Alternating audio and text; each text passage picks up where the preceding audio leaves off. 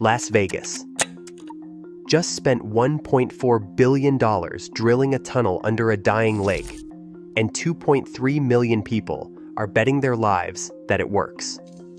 Right now, one of the most famous cities on Earth survives on a single source of water, one lake.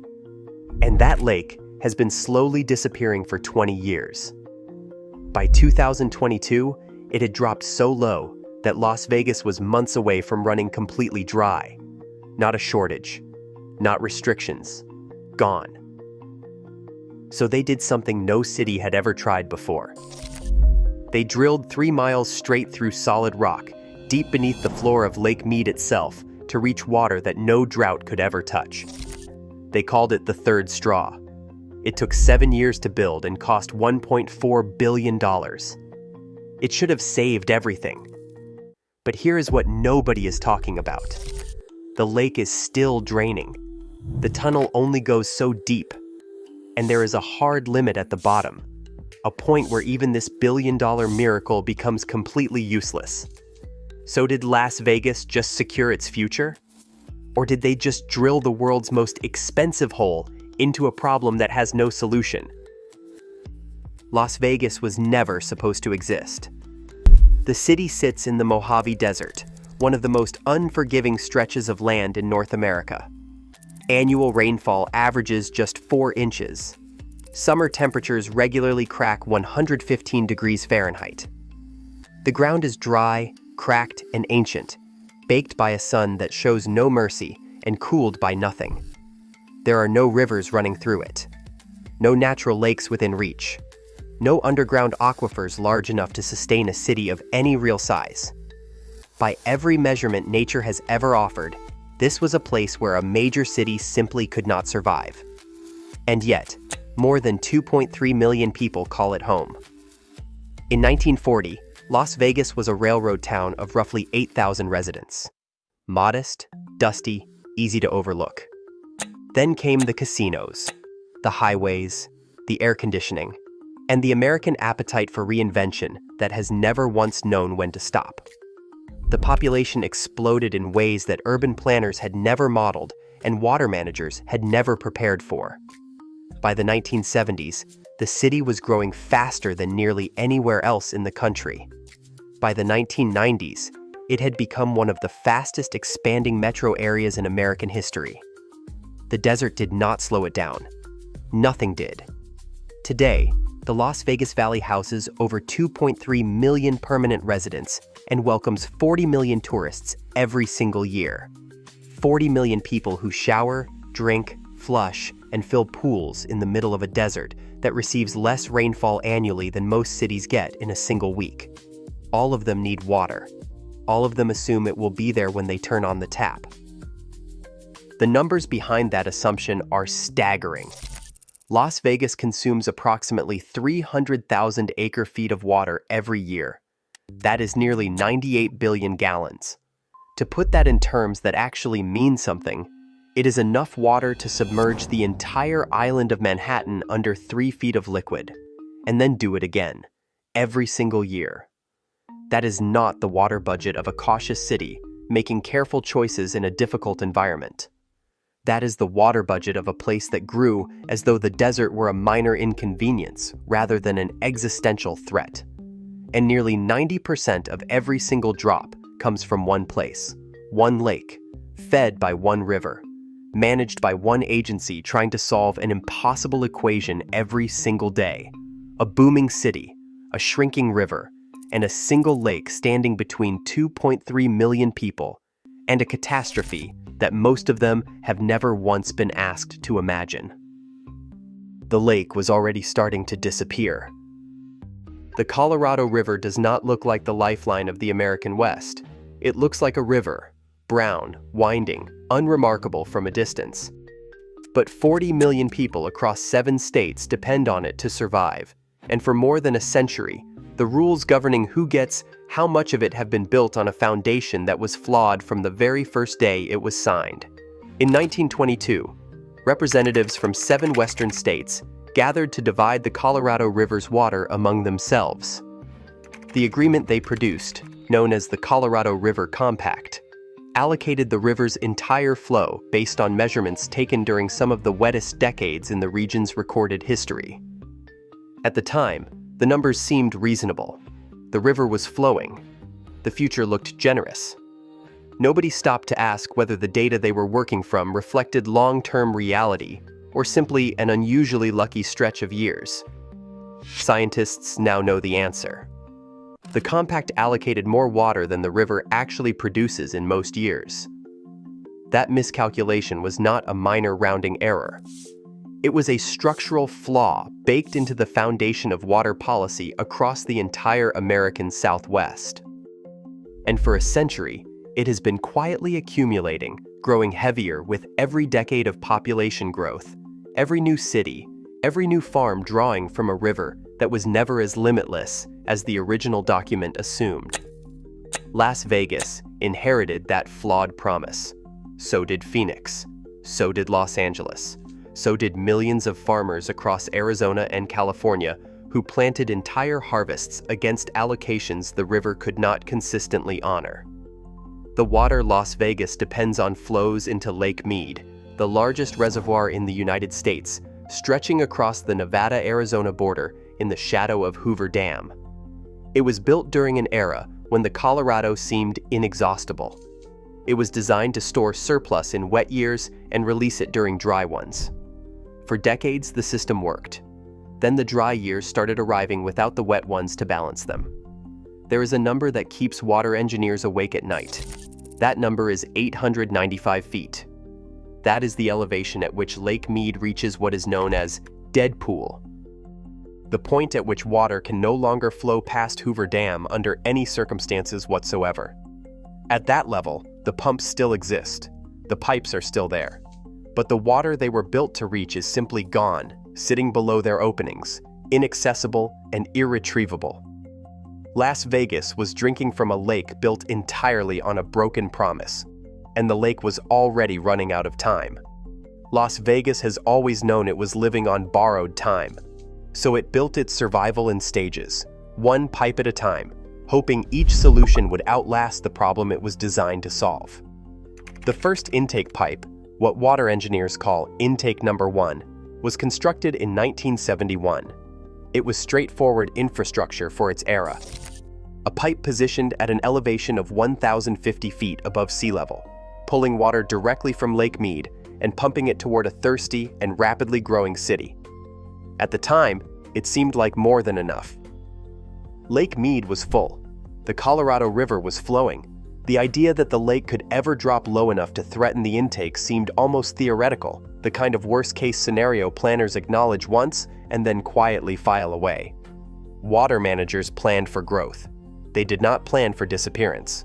By 1993, the population had doubled, and then doubled again. Intake number 1 alone could no longer guarantee the supply security that a city growing this fast demanded. So the Southern Nevada Water Authority built a second pipe.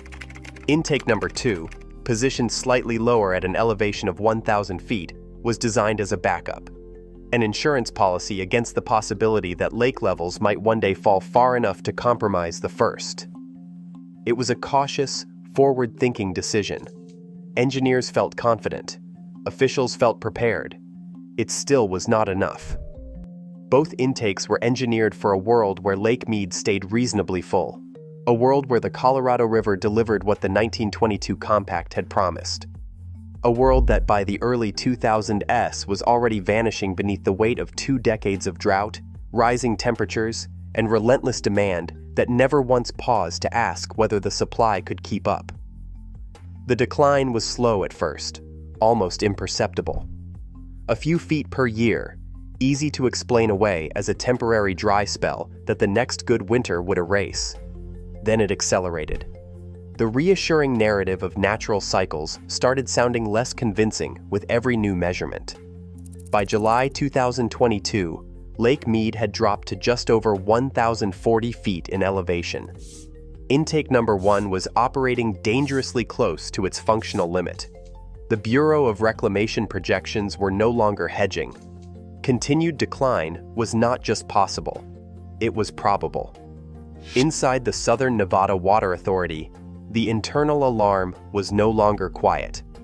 The city that should never have existed was now staring directly at a future that the original engineers had never imagined, and the original pipes were never built to handle. Something had to go deeper. The only question was whether it was even possible. The plan was audacious. The execution was nearly impossible. Engineers at the Southern Nevada Water Authority had a single objective: build a third intake pipe positioned so deep beneath Lake Mead's surface that no drought in recorded history could ever reach it. Not close to the bottom. Below it. Through the bedrock underneath the lake bed itself, reaching water at an elevation of 860 feet. Lower than Dead Pool. Lower than anything either existing intake could touch. Lower than any municipal water intake ever constructed in the United States. To get there, they would need to drill a tunnel 3 miles long through solid volcanic basalt, some of the hardest rock on the continent, while working hundreds of feet below an active reservoir holding trillions of gallons of water directly overhead. One mistake, one miscalculation, one crack in the wrong place at the wrong moment. The consequences could not be undone. Construction began in 2008. From the very first day, nothing was easy. A massive tunnel boring machine nicknamed Sandy by the crews who operated her was assembled underground and set to work grinding through the basalt layer by layer. Sandy measured 23 feet in diameter, wide enough to drive 2 vehicles side by side through the finished tunnel. She was precise, powerful, and still completely unprepared for what the geology had waiting. Unexpected rock formations forced crews to stop and completely recalculate. Equipment broke down under pressures that the engineering models had underestimated. Water seeped through fissures in the rock, threatening to flood active sections of the tunnel before sealing work could catch up. The heat underground was relentless. Workers operated in confined spaces, deafened by the grinding of steel against ancient volcanic stone, acutely aware that an active lake sat directly above their heads. Maintaining tunnel alignment over 3 full miles through shifting volcanic formations required constant measurement corrections. A deviation of even a few degrees, compounded across that distance, could mean missing the target shaft entirely. Every calculation carried consequences that could not be undone. Sandy completed her run in 2014. The tunnel was sealed, tested, and declared operational in 2015. The engineering had worked. The impossible had been built. The bill arrived with it. $1.4 billion, paid entirely by Southern Nevada residents through water rates that climbed year after year while the tunnel was being drilled beneath the lake, keeping them alive. A tax on survival that nobody voted for and almost nobody fully understood. Critics called it obscene. Environmentalists called it the wrong message entirely. But by 2022, without the third straw already operational, water managers estimated Southern Nevada would have faced emergency restrictions severe enough to shake the entire region's economy to its foundation. The city had bought something. The question was exactly what. The third straw was built for a crisis. The crisis arrived exactly on schedule. Through the early 2000s, Lake Mead had been draining in a slow, steady, almost imperceptible decline. Easy to dismiss. Easy to explain away as a temporary dry cycle that the next good winter would correct. Water managers watched the measurements and told themselves the system was resilient. The river would recover. The lake would stabilize. It always had before. It did not recover. It kept falling. In 2021, federal water managers declared the first ever shortage on the Colorado River. Not a warning, not a projection. An official federal designation that triggered mandatory water cuts across multiple states simultaneously for the first time in the river's managed history. The moment water policy experts had spent decades warning about had quietly arrived, buried in a government press release that most Americans never read. By mid-2022, Lake Mead had dropped to just over 26% of its total capacity, the lowest level ever recorded since the reservoir first filled in the 1930s. A lake that once stretched 247 square miles and plunged 532 feet at its deepest point was hollowing out from the inside, shrinking back toward the canyon walls that had held it for nearly a century. The retreating shoreline told a story that the numbers alone could not fully capture. Boat docks sat stranded hundreds of feet from the water's edge, their ramps descending uselessly into cracked, bleached lakebed. A bathtub ring of white mineral deposits climbed the canyon walls like a geological scar, marking every foot the lake had lost over 2 decades of decline. And then the ghosts appeared. Old foundations emerged from the exposed lakebed. Submerged roads resurfaced. The ruins of St. Thomas, a resort town that had sat underwater since 1938, reappeared as though the lake were surrendering its secrets along with its water. Lake Mead was not just shrinking, it was revealing its own history as it disappeared.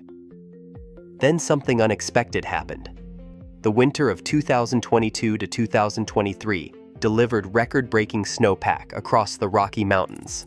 The reservoir rose more than 20 feet in a single year. The Bureau of Reclamation scrapped its decline projections and rewrote its outlook from the ground up. It felt, briefly, like relief. Scientists urged immediate caution.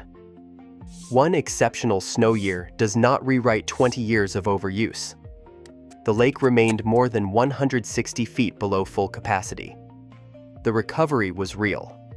It was also fragile, weather-dependent, and built on conditions that climate models suggested would become increasingly rare with every passing decade. The third straw had been built for exactly this uncertainty, for the years when the snow simply does not fall. Drilling deeper was only half the strategy.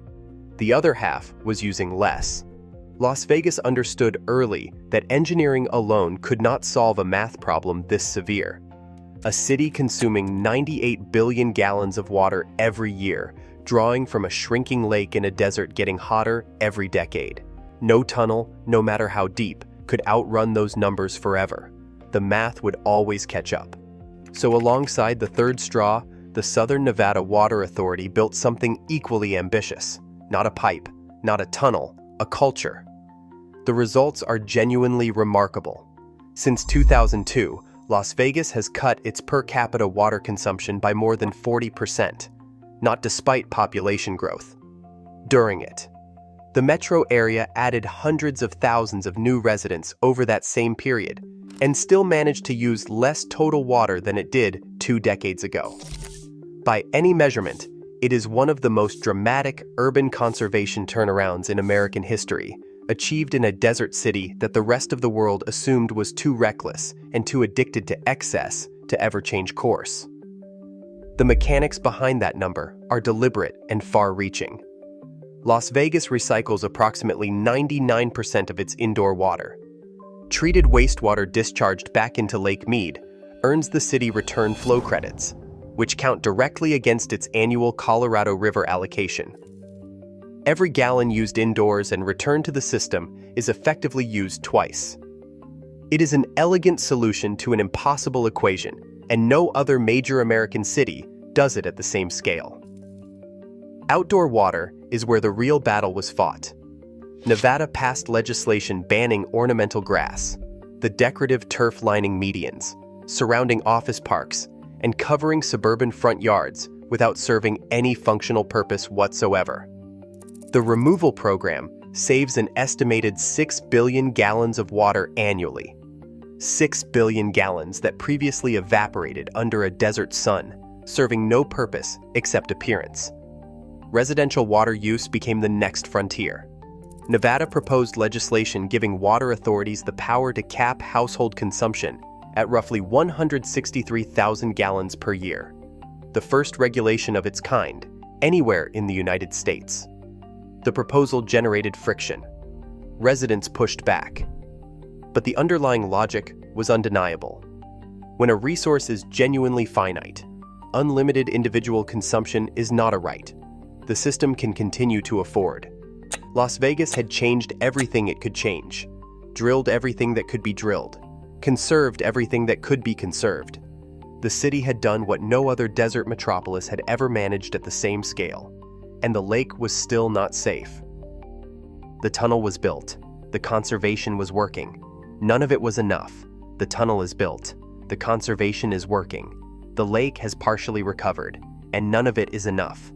Climate projections for the American Southwest are not ambiguous. The region is getting hotter, drier, and more unpredictable.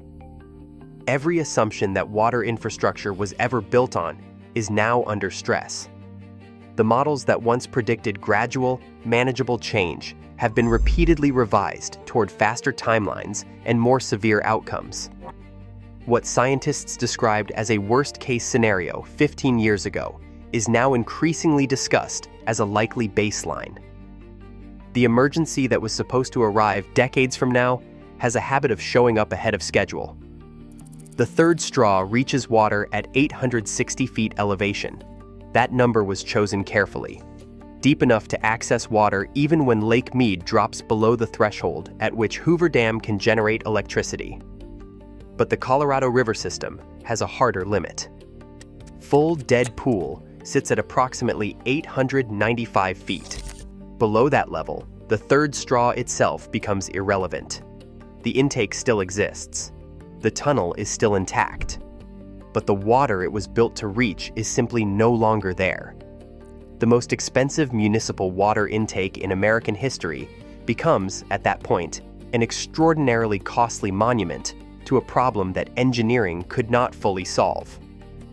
Paleoclimate research delivers the most unsettling layer of all.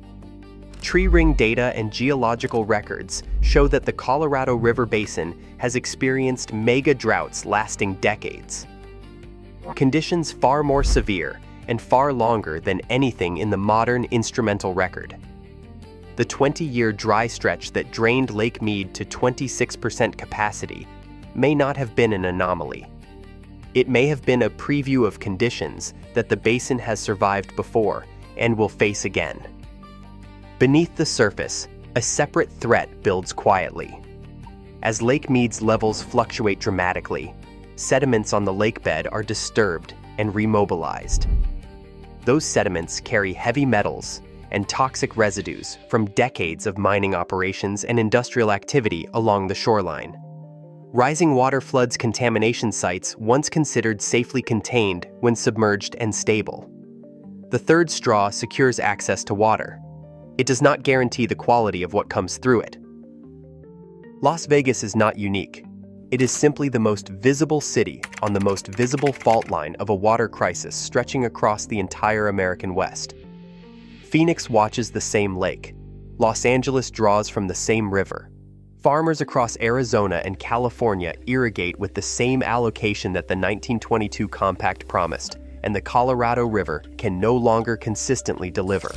The 2026 renegotiation of that compact will force decisions that no tunnel can make.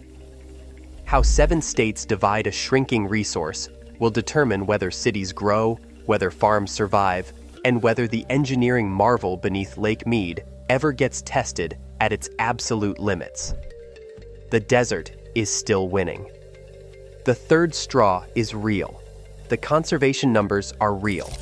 The tunnel sits 3 miles beneath Lake Mead right now, pulling water from depths that no drought in recorded history has ever reached. That is not nothing. That is extraordinary. A city that should never have existed looked at an impossible problem and refused to stop engineering its way forward. That counts for something. It counts for a great deal. But the tunnel did not solve the desert, and the desert is still winning. What Las Vegas built beneath Lake Mead bought something genuinely valuable. Time. Time for conservation to scale. Time for policy to catch up with physics. Time for the snowpack to return and the lake to breathe again. Time for 7 states to sit across a table and make decisions that their predecessors spent a century avoiding. The third straw did not end the crisis. It postponed the worst version of it, and in a desert running out of options, that is not nothing. Whether that time gets used wisely is not an engineering question. The tunnel is already drilled. The pipes are already in place. The hard part now has nothing to do with rock or machinery or billion-dollar construction budgets. The hard part is political. It is cultural. It is the decision that 40 million people across 7 states have not yet fully been forced to make about how to share something that is running out. The water still flows. But somewhere beneath Lake Mead's surface, the clock is still running.